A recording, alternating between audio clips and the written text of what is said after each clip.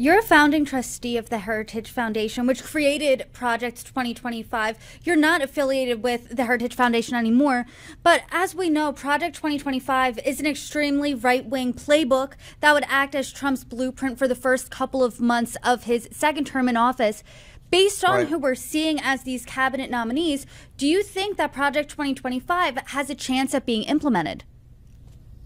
Well, Project 2025 is not one thing. It's a whole bunch of different proposals, and I think some will probably pass because there's going to be a Republican majority in both the House and Senate. And right now, the Republicans there are not really the kinds of Republicans I served with for the most part. These are people who want to do what Trump wants to do, and they're going to throw a lot of traditions and norms and probably constitutional procedures out the window. And so they'll get some of it. I think they'll get some of those changes made, but not everything. Because I have to tell you, I took some heart in the way that I saw members of Congress in the Senate stand up against Matt Gaetz. A lot of them saying they have questions about Kennedy, but more important, Donald Trump did not want Thune to be the Republican leader in the Senate, and he is. And so I see signs that the Senate is not going to just roll over and do what he wants.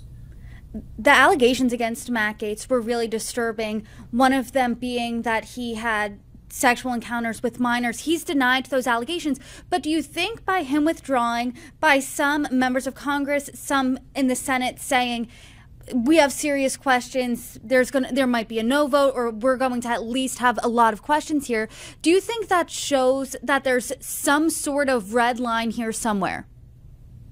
I think it shows that there is some sense in some Republicans who are saying, we are United States senators. We don't work for the president. In fact, the Constitution tells us to be a check on the president. And I think if Trump had not named people so nutty for these jobs, that might not have happened. But he really forced senators to look and say, am I going to do my job as a senator, or is he going to just ignore us? They said, well, we're going to stand up and do our job, some of them. I want to go back to something you said earlier, that you think some parts of Project 2025 will go through. We know that Project 2025 was hundreds of pages. What parts do you think specifically could be implemented once Trump takes the White House? I think there are some questions still about how much authority executive branch agencies ought to have to do things on their own that may be different from what Congress intended. I think there'll be some things in 2025 that are okay. But I think there are others where he wants to, for example, be able to go after nonprofits, or things like that. And I just don't, I think that'll be a step too far.